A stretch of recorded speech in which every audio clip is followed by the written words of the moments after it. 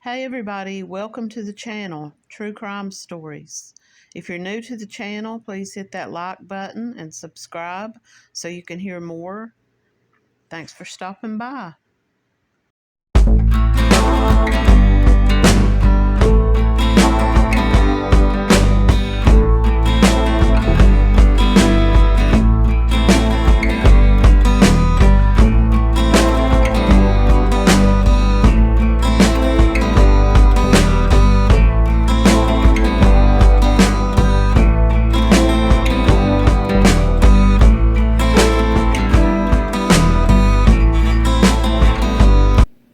The Man Who Ruined Halloween. This is from The Haunted Corner. The Murder of Timothy O'Brien. Halloween is meant to be a carefree, fun night for children of all ages, dressing up in your favorite costume and going trick-or-treating with friends.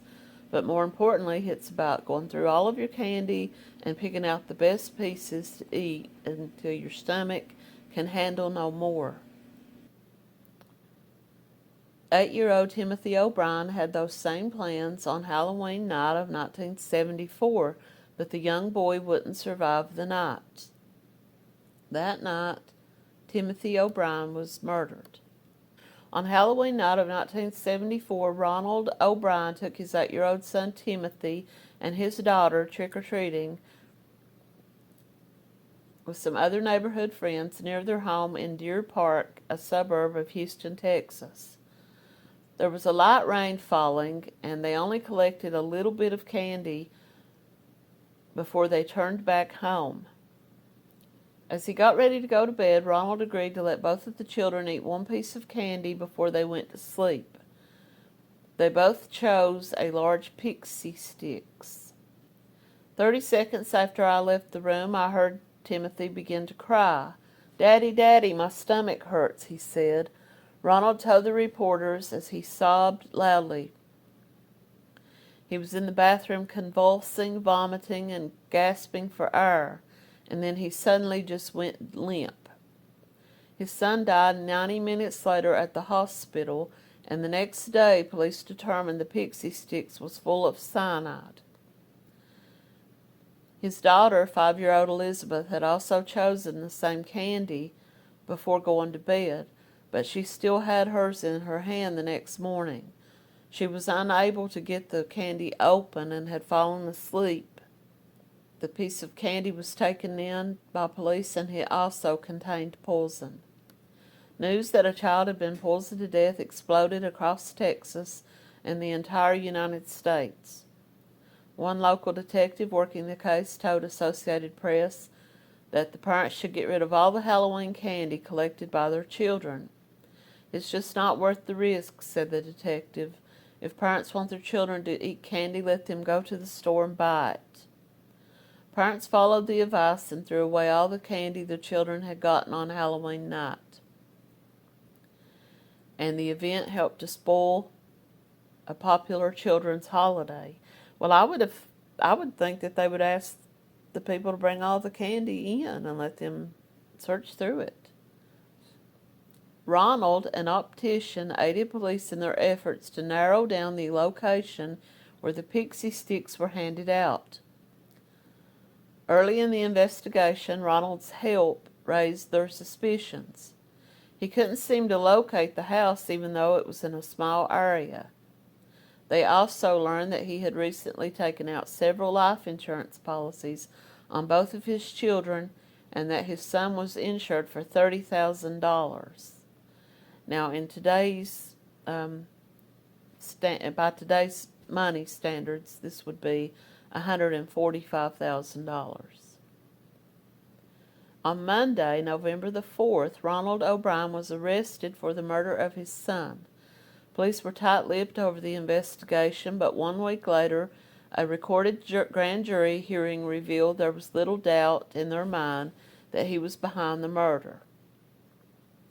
2 months before his son's death, O'Brien telephoned a friend who was a chemist asking how he could get cyanide and how much would be fatal. When the chemist inquired why he was asking, O'Brien replied that he was just curious. There was a chemical salesman that testified that O'Brien had tried to purchase potassium cyanide from him, but the only size they had available was a bulk size of 5 pounds, and that was too much. Now here's the story. On October the 31st, 1974, in Pasadena, Texas, the O'Brien family had dinner with friends Jim and Jean Bates. The O'Briens lived in Deer Park, but their friends lived in a swanky area of Pasadena. Ronald O'Brien was a Houston optician, a father to 8-year-old Timothy and 5-year-old Elizabeth. He volunteered that night to take the kids trick-or-treating with Jim Bates and his children. The two men's wives stayed home that night to hand out candy to trick-or-treaters while the fathers took their children out trick-or-treating. It began to rain, so the group only got to go to about 2 streets of homes before they called it a night. One house had its porch lights off, but the kids knocked anyway and no one answered. While Bates took the children down the street to the next home, O'Brien lagged behind. A few minutes later he rejoined the group with 5 giant pixie sticks in his hand, and he told them that one of the neighbors had come to the door, called out to him, and said, "Here, give these to your children." Now these giant pixie sticks were 21 inches long and filled with sweet and sour fruit-flavored powdered sugar. Unbeknownst to anyone, the pixie sticks were up inside of O'Brien's sleeve of his shirt. He didn't get them from a home. He already had them with him. He put them in the children's buckets. He gave 2 to the Bates children and kept the rest for his own children. Later that night, after they returned home and went through their candy, they didn't get a lot of candy because it had started to rain, and they cut their night short. But the children both wanted candy before bedtime, and their father told them that they could each have one of the pixie sticks. Now he had another pixie stick that he gave to another child who the children knew, and they met along the street as they were trick-or-treating. So he gave these pixie sticks out to 5 different children, 2 of them being his own children. Now what they didn't know was that O'Brien had added 2 inches of potassium cyanide inside the powdered sugar inside the pixie sticks, this issuing a guaranteed death sentence to any of the children who consumed it. Why, you may ask? To make law enforcement believe that a Halloween sadist was out poisoning children and giving out poison candy. But the truth was that O'Brien had only 2 real victims in mind, his own son and daughter. Now later on that night, after returning home and going through their candy, their mom left to go visit a neighbor, and the kids were getting ready for bed, and the children both wanted candy. He told them that they could each enjoy one of the pixie sticks before they went to bed. A Pasadena police officer who ended up investigating Timothy's death said the boy reached in and picked out a sucker, but his father said, "No, you don't have time to eat a sucker. Here, have this pixie stick." When the candy wouldn't come out of the tube, O'Brien rolled the plastic tube between his hands to loosen the powder and then poured it into his son's mouth. Tim complained that the candy tasted bitter, and O'Brien gave him a glass of Kool-Aid to wash it down with. Not too much longer after that, Timothy began to run to the bathroom, throwing up. He said he had painful stomach cramps and was beginning to vomit and have convulsions. O'Brien held his son in his arms until the boy went limp. He didn't try to get him any help. He didn't call for help or to try to run him to the car, to drive him to a hospital. After his mother returned and took the child to the hospital, it was confirmed that Timothy had ingested enough cyanide to kill 2 grown men. Now, it was later confirmed that the father, Ronald O'Brien, had reached out to a chemist, a friend of his, and asked him about cyanide and how he could go about getting some and how much it would take to cause death. When this chemist friend of his asked him how much, why do you want to know this? He said he was just curious. It was something that he had heard about and just wanted to know if this was true or not.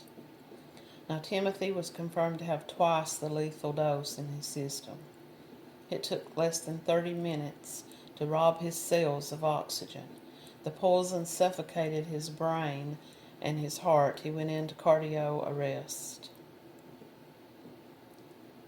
At the funeral, when the girl began to play the piano, O'Brien walked right past that open casket. He didn't pause to look at his son. He didn't stop. He didn't stand over the casket. He didn't cry. He just walked on by. What compelled Ronald O'Brien to plot the death of his own children? Insurance money. It was said that the optician was more than $100,000 in debt. Now, in today's money, that would be $600,000. He was in considerable financial trouble. His car was about to be repossessed, and he had several bank loans that he was beginning to default on. And the Texas State Optical wanted him for theft.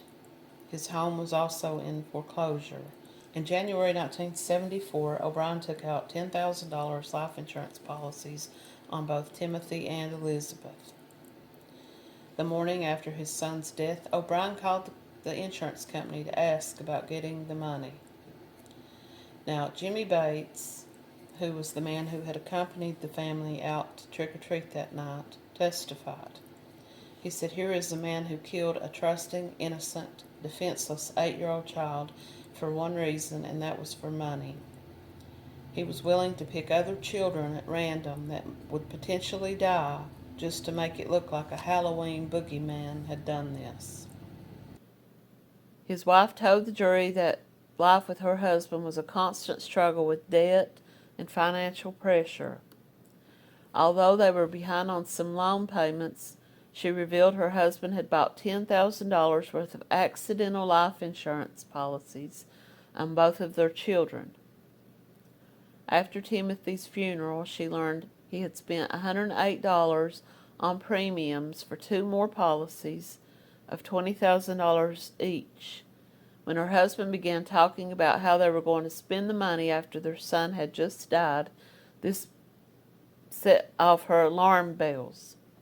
He wanted to pay off trips and take a trip to Florida, she said. The Associated Press captured her sentiment toward her husband during the trial. She testified that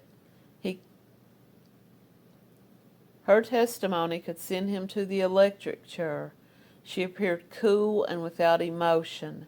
She spoke in a clear, steady voice and kept her eyes averted away from her husband.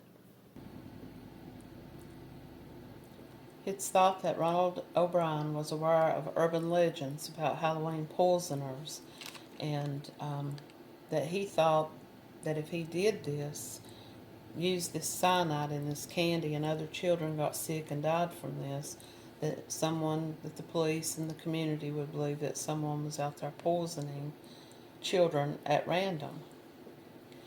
Ronald O'Brien was arrested for the murder of his son on November the 5th, just 5 days after his son died. Despite his attempts to blame an innocent person for giving out poison candy, the circumstantial evidence against him piled up. Now, he had pointed the finger at a man named Courtney Melvin.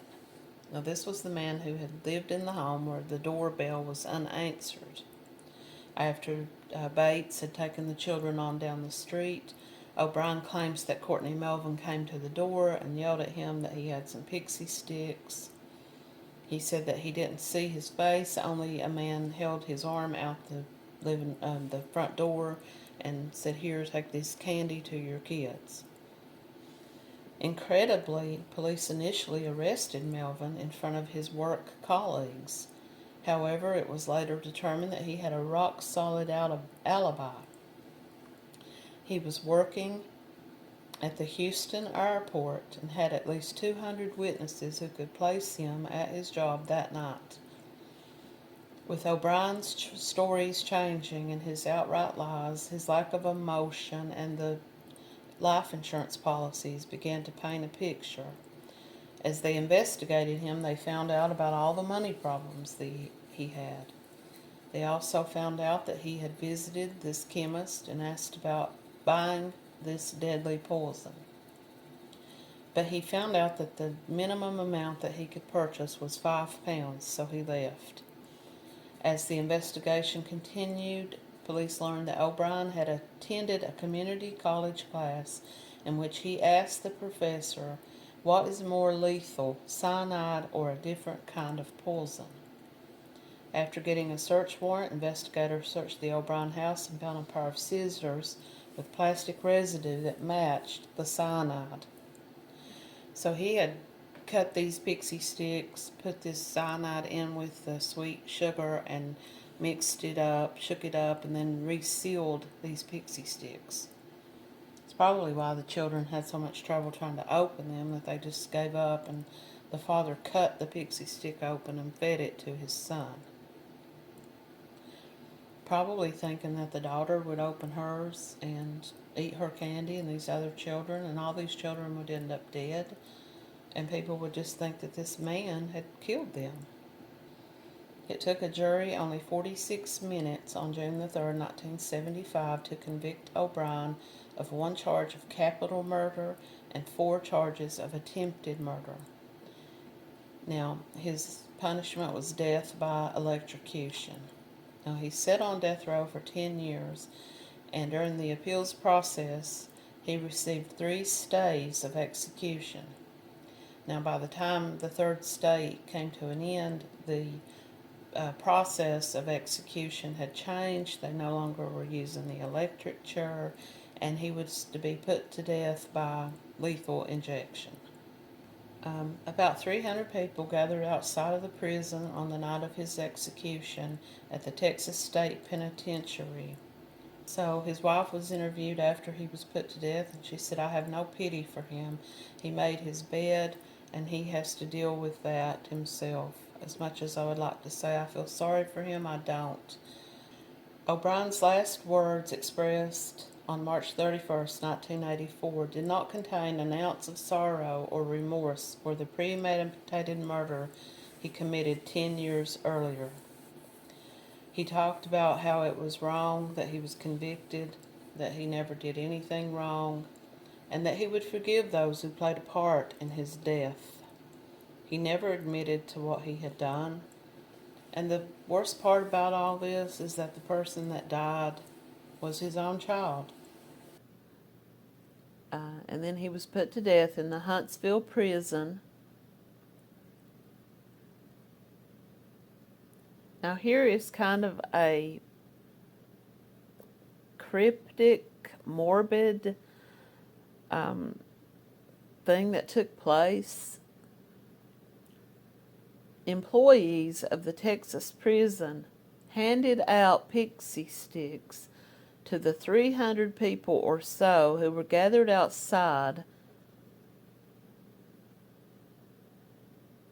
and that's kind of like, I guess in their own way, it was some poetic type of end to his life, to say, you know, he poisoned his son using this pixie sticks, so therefore we're going to hand these pixie sticks out to everyone. Before I move on into the next part of this story, I would just like to remind everybody, if you haven't already, to please like the video and subscribe to the channel. The next story is that of Lisa Ann French. Lisa Ann was a 9-year-old child who went out trick-or-treating. This was in Fond du Lac, Wisconsin. Halloween in Fond du Lac was a jovial affair in the 1970s, but everything changed after 9-year-old Lisa Ann French was murdered in 1973 by a neighbor while she was trick-or-treating. French had dressed up that night as a hobo, and she had already visited several homes. when she knocked on the door of 25-year-old Gerald Turner. Now, Turner wasn't a stranger to French. He had actually once rented the other part of a duplex that the family lived in. The little girl had often visited him and said hello and shown him things that she had found. But on that Halloween night, Turner invited her inside. Halloween night, 1973, back when kids would stay out late at night trick-or-treating and playing in their neighborhoods, Lisa Ann French was dressed as a hobo. She wanted to be a butterfly, but her mom said no, stating that it was too cold outside to wear that type of costume. Little did Lisa know that when she only made it to 3 houses trick-or-treating for candy, it would be her end. Lisa was fond of Gerald and used to spend time playing with his baby, pushing her up and down in a stroller. She also visited Gerald often, showing him things she would find and just sitting and talking to him. Even after Gerald moved out and moved in with his girlfriend, Lisa would visit. They only lived a half a block away, and Lisa would go down to their home to visit quite a bit. Lisa was a 4th grade student at Chegwood Elementary School. She had deep brown eyes and a trending, shaggy haircut. She had a smile with gaps in her teeth where the new ones were just beginning to grow. She lived in a Fond du Lac, Wisconsin neighborhood, and the streets were lined with trees, and everyone just knew each other. So that night, trick-or-treating, no one thought that it was going to be a dangerous thing. She was supposed to meet up with her friend and head to a pumpkin patch a block over. Her parents were at this pumpkin patch hosting an outdoor party. Unfortunately, Lisa had misbehaved and she was told that she could not play with her friend that night. Lisa left home around 6 p.m. in her costume that she had put together herself, her face dotted with painted-on freckles and a little felt hat. After attending the party, Lisa made 3 stops, and the last stop she made was at the home of Gerald Turner.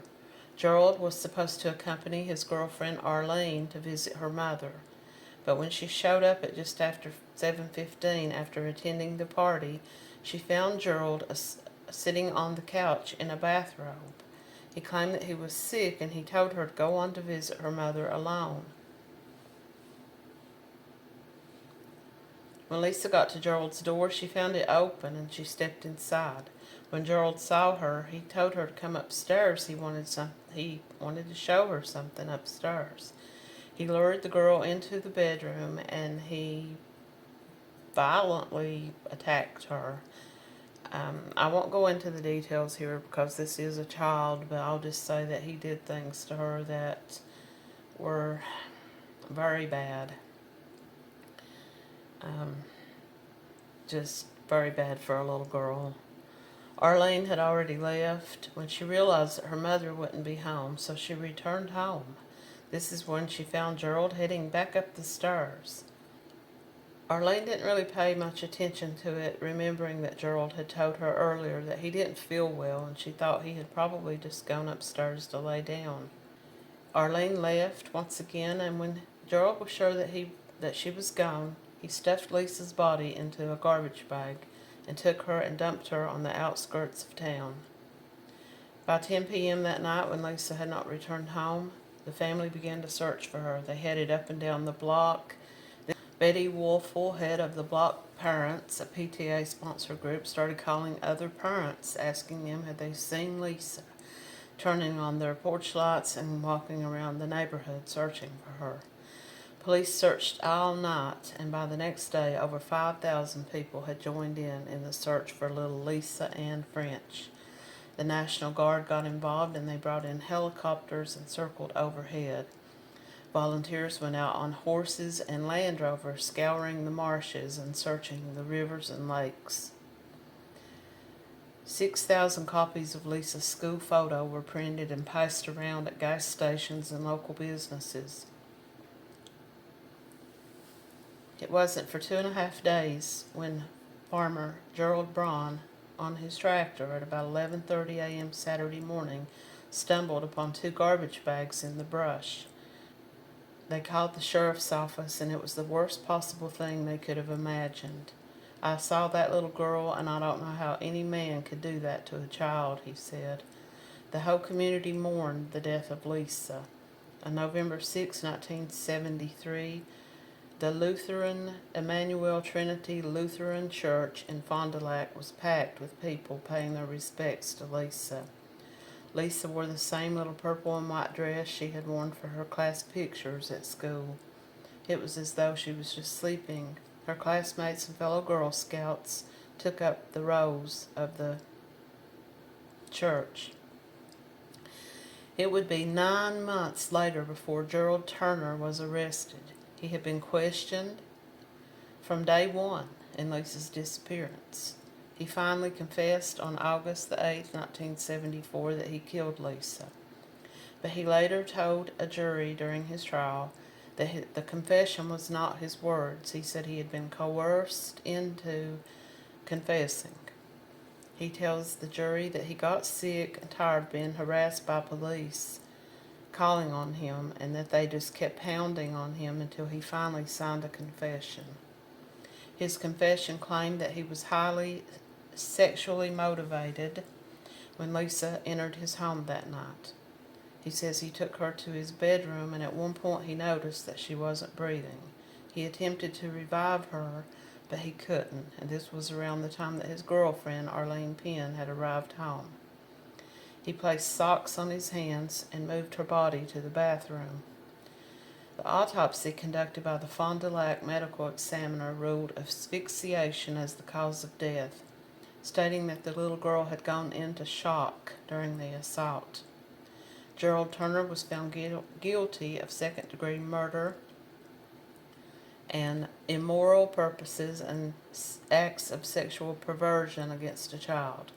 He was sentenced to 38 years in prison. He began serving his sentence on February the 4th, 1975.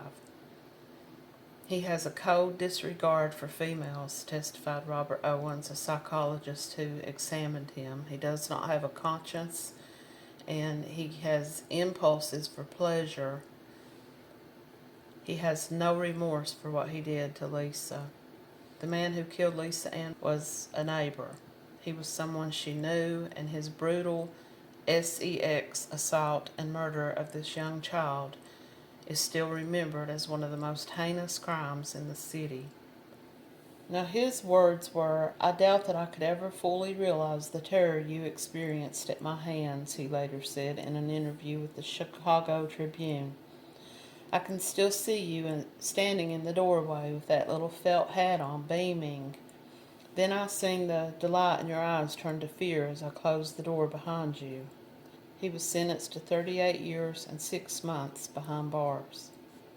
Today, Halloween in Fond du Lac has a different feeling. Following Lisa Ann French's Halloween murder, trick-or-treating is held during daytime hours and the evening hours.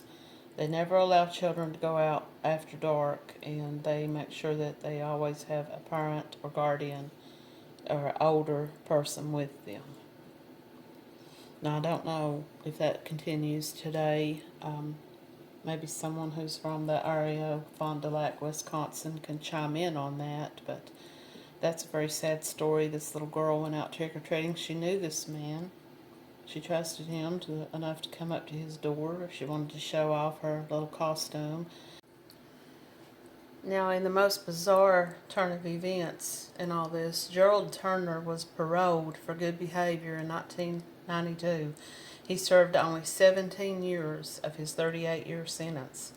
He remained free despite protests. But then he was ordered back to prison in November of 1993 when a civil lawsuit filed by citizens led to an appeals court said that the state erred in escalating his release date. Alan French, Lisa's father, said he supported the death penalty for Gerald Turner. In a 1993 interview, he said, "I hope God took her away before violence happened to her, so she didn't know." He said maybe shock took her and she didn't realize what this man was doing to her. Maybe she just passed out and then died. Gerald's brief release and public outcry prompted lawmakers to create a new law referred to as Turner's Law. The law allows for violent sex offenders to be committed to a secure treatment center when they come up for parole, if they are considered a threat to society. When Gerald was again slated for release in 1994, it was blocked when the state fought to have him committed to a secure mental institution. Turner went on to trial in 1998 to determine if he deserved to be held as a sexual predator, and the jury decided he did not fit the description.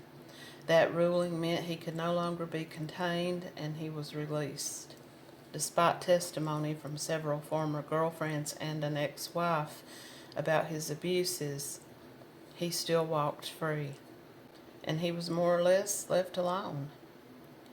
In 2003, it was discovered that Gerald had violated his parole, and authorities found pornographic images on a computer drive, as well as sexually explicit videos and magazines at the Foster Community Correctional House where he lived. The judge ordered him back to prison for 15 years. Once again, his release date came up in 2018. The Wisconsin Department of Justice filed a petition to commit Gerald to a mental facility once again, saying that he was a sexually violent person. And on August the 16th, the appeals court agreed to stay all circuit court proceedings. Gerald Turner has been released from prison and currently resides at the Sandridge Secure Treatment Center. And that's all I could find on Gerald. That's just a very horrible story. A child goes out trick-or-treating. This is why now, one of the reasons why now most parents take their kids to these safe Halloweens and trunk and treats and that type of thing. But back in the 70s, people trusted their neighbors. Now, this is the story of Chris Jenkins and what happened to him on Halloween night in 2002. Chris Jenkins was a 21-year-old college student, and he vanished after leaving a bar on Halloween night. His body would be found 4 months later in the Mississippi River. It was a chilling Halloween night, and the 21-year-old had gone to a party, Halloween, and now he left the bar that night and vanished without a trace, only to have his lifeless body discovered in the Mississippi River 4 months later. Initially ruled as an accidental drowning, the case left many questions unanswered. Chris Jenkins was a 21-year-old university student, an Eden Prairie High School graduate. He joined some friends that night for some Halloween festivities. They celebrated at the Lone Tree Bar, and Chris was wearing an American Indian costume. However, as the clock struck midnight, Chris was asked to leave the bar, marking the last known sighting of him. It seemed like an ordinary night of some young college students out having a fun night of drinking and celebrating. But Chris didn't come home, and 4 months passed before his family got any answers. The medical examiner's office determined that Chris had died from drowning and thought that it was probably just an accident, that he had fallen into the water after too much drinking. Now, his parents were devastated by this, especially, losing their son was devastating enough, but to be told that this was just a tragic accident, they just didn't believe it. So they hired their own private investigators, and they went out searching for answers about what had happened to their son that night. The Jenkins family pursued justice for their son, and the case was reopened. The Minneapolis Police Department would reopen the case and look into what they thought might have happened to Chris. Now, it took an unexpected turn of events when a TV show called Breaking Homicide aired a show about other young men who had also gone missing in a similar fashion and had been found in bodies of water. The show involved examining new leads. The turning point came when an incarcerated individual came forward as an eyewitness. According to police, this person claimed that Chris had fallen victim to an attempted robbery that escalated.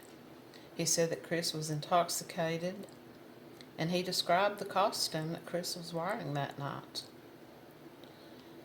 And that was all the story that I could find on that in that one particular article, but it's believed that Chris had become a victim to the smiley face killer. I haven't done any videos on that particular case, but I'm sure most of you have heard of this case, and it's believed that Chris Jenkins is a victim of the smiley face killer. Scant details about the Halloween murder of 21-year-old Chris Jenkins are known, but some believe that this University of Minnesota student was a victim of the smiley face killer. According to notes taken by investigators, Jenkins went out with his girlfriend on Halloween night 2002. He was dressed as an American Indian. He disappeared a little after midnight. 4 months later, his body was found in the Mississippi River. The 21-year-old was still wearing his Halloween costume, but what had happened to him?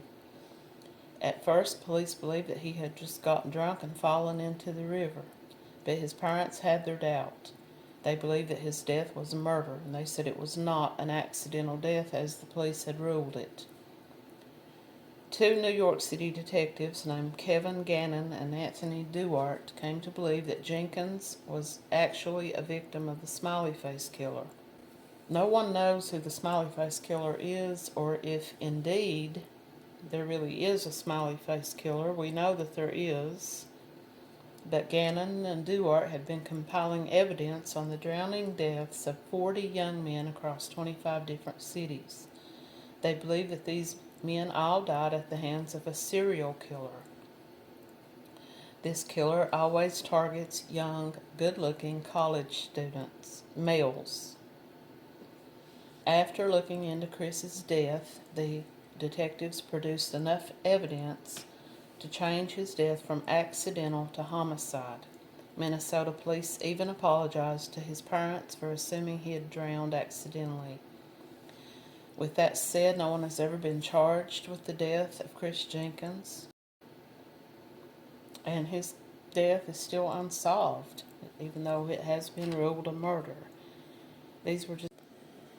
So, I just wanted to put a couple of these stories together here at Halloween, and this just goes to show that no matter how scary some of the Halloween movies are that are put out there on TV and in the theater, the real boogeymen are real, and they're scarier than what you'll see in the theaters. Thanks for watching.